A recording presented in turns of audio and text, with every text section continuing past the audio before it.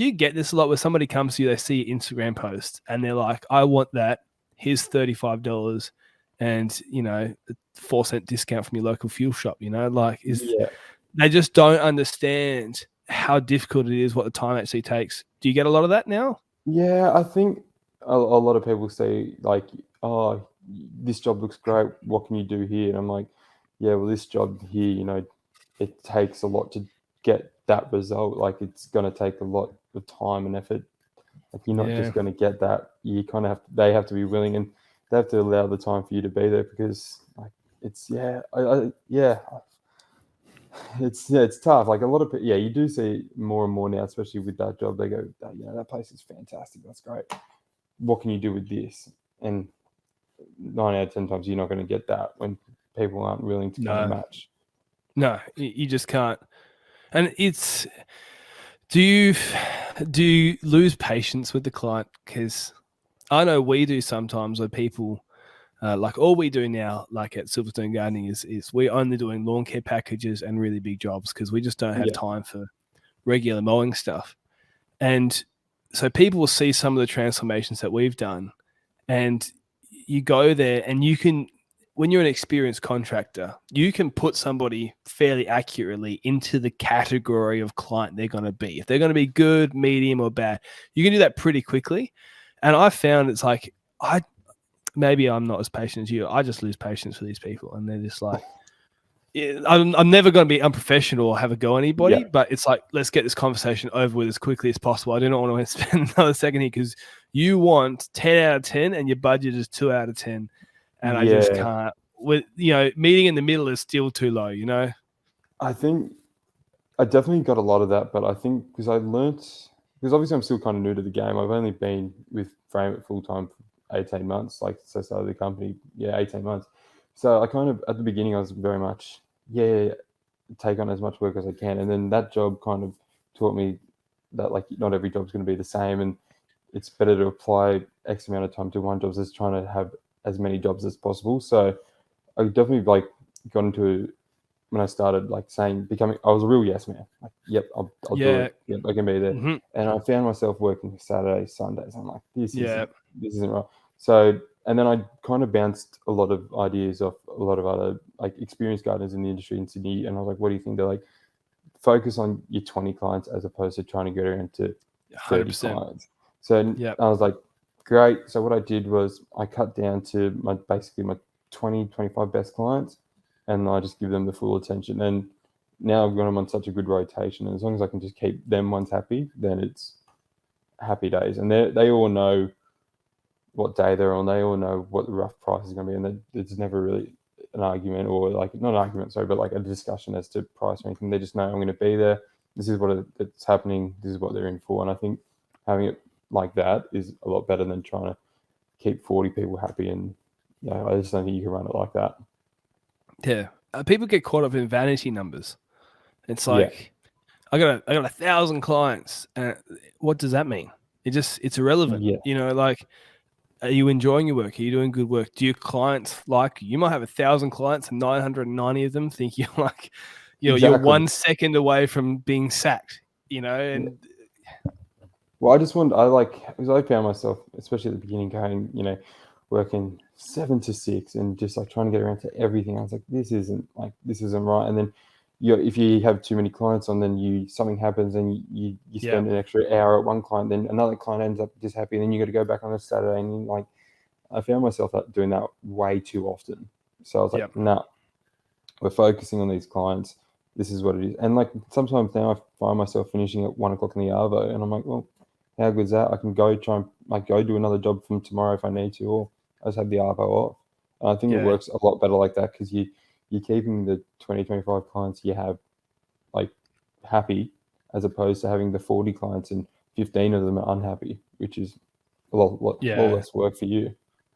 Yeah. And I think that there's always this pressure financially in the industry where, and I think it's changing. We're doing the best we can to make it change, where people have been undercharging for a long time, but also gardeners have been undervalued for a long time. Yeah. And I think the internet is changing both of those things, because the work that you do and there's other people out there who do really high quality work. Yeah. And it does expose some people to, okay, this really does take some time and effort. You know, it really does show. Like the Melbourne International Garden Festival was on last week, I think. Yeah, I don't know last if week, the week before. Yeah. I saw a fair bit of it on Instagram. yeah, so did I. I mean, obviously I'm on the outside of the country in Perth, so I wasn't going to go. But, you know, just you can go look at that. And those sorts of events do show there's so much effort that goes into designing a good Oh yeah. garden. It doesn't just happen. And even the because they've got like a more affordable section, even the more affordable stuff, it's still time and effort and someone's intelligence and creativity and Yeah. I do hope that having these things be shown on the internet and people look at them and over time I think it will change when people go, oh, okay, I know gardeners actually deserve time and they deserve a living wage, and you know we don't want to make them rush. I think it's definitely coming around to that where people are like, oh, it's, you know, you're just a gardener, you're just here to cut my lawn and go, and I'm only going to pay $50 because there's more to it. Yeah, you can have the guy you can pay $50 and he'll be in and out in 15 minutes and he'll probably Yeah, just leave clippings everywhere and it looks shit. Or you can pay the guy who's, you know, might charge 100 to $120, but you can have the best lawn in the street. And I think people are slowly coming around to the fact that, you know, gardeners aren't just the guy who mows your lawn, has 20 lawns to mow that day and just has a push mower on the back of his ute. I think people are starting to learn, like, I mean, it's a bit cliche, but like it's an art. Like it is a bit of an art, and then I think people are starting to come around to it that, like, you know, we're up there with, like, you know, the higher end trades. We're not just the guy who's just quit his job last week and going, I'm going to go mow the lawns for a living. yeah. I was talking about this when I was talking with Ben Sims about how the award rate, like, and I don't know how to fix this, but the award rate is so low, but it has to be low because some jobs in the gardening industry are just sitting on a mower. They They are are, just yeah. shoveling mulch. But then you have the other side. So you'll have guys that are like golf course superintendents or people who look after botanical gardens or people who are specialists in weed control or, you know, lawn renovations. And that's not just a physical action. That is a mental problem solving, diagnosing issues, all that sort of stuff. I was at school today and we work at the school, and anyways, it's about 17,000 square meters of lawn, and Yeah. about 3,000 of that is on the inside of the school, Yeah. and you know the rest of it's on the outside, and so like inside the fences, and so obviously big oval. That's where most of it is, and all their internals. They turned the shed that had the sprinkler box in it got knocked down on purpose, like they're rebuilding it. And they thought because it's May, we'll be fine. There's heaps of rain coming, right? And they literally like disconnect the entire sprinkler box. They didn't tell us, right? Yeah. So we just rock up and it's like, what the heck? The shed's gone. Like, what the heck? Yeah. No idea. And I'm like looking around, like, where's our sprinkler box? And there's just some wires. Luckily, they've been labeled. The electrician wasn't an idiot. Yeah. And no joke, even though we've had rain, there's sections that are just getting so trampled by the kids that Yeah. it just needs all the love and attention it can get.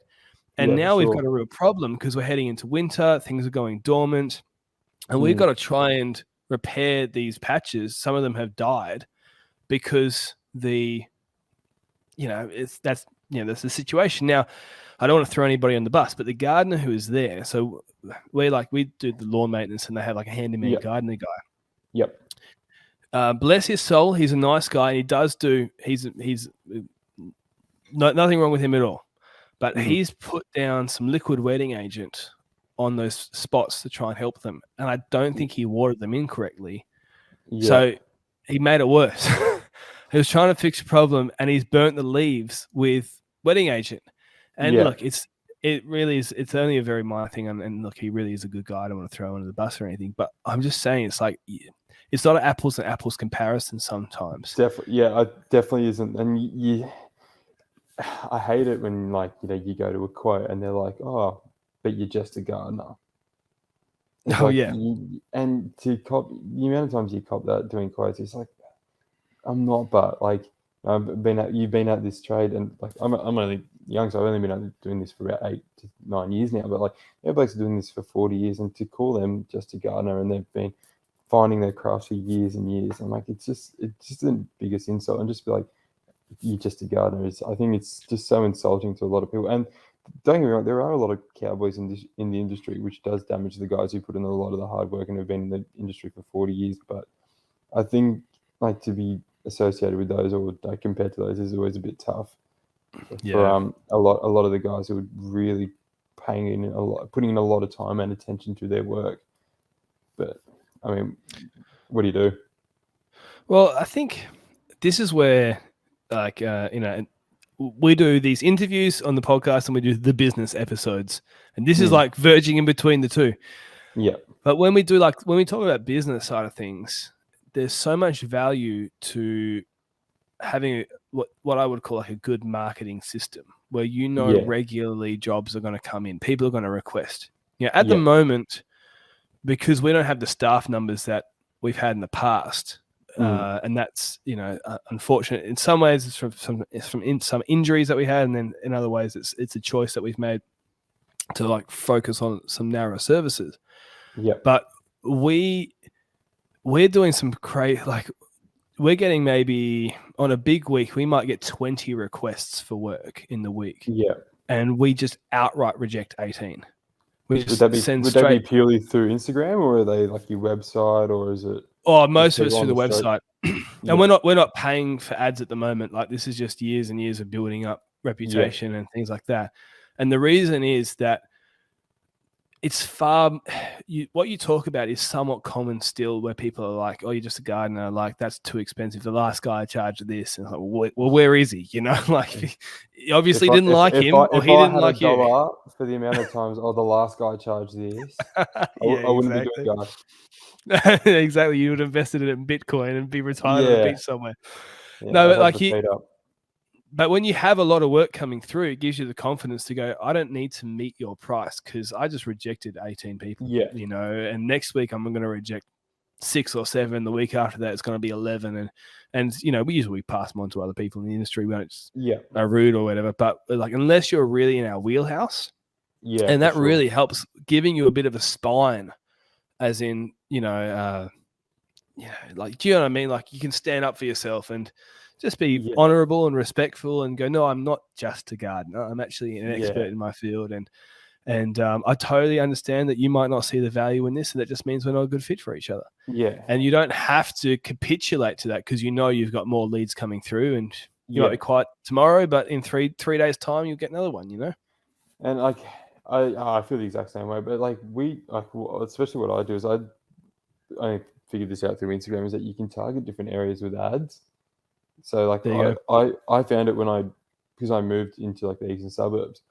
I just like when I first started like the frame business, I just started targeting the eastern suburbs area with ads, and that boosted where I wanted to work, which was basically in the eastern suburbs. And I got a fair few clients just through doing that, by just targeting the area with ads. And then I found that because I was sponsoring the post, like I was sponsoring the posts that I thought were good, people with the same level gardens were then coming through, and then you get more of an understanding of, well, they know what I'm doing, I know what they expect, and they probably know that the price range is going to be a bit higher. And if they're happy with that, and if they know that the level of what they're getting is going to match what they're paying, then I think they're going to be very happy. And then it's like knowing your marketing and how to market your business, and finding out these little features that you might get on the internet or Instagram or Facebook ads do. If you can figure out which way and how they work and how they can benefit your business, then I think it's the best thing you can do for your business in terms of growing. Hey, if you love the podcast, jump on our Patreon. It's the Patreon to keep this podcast going. The link is in the YouTube description.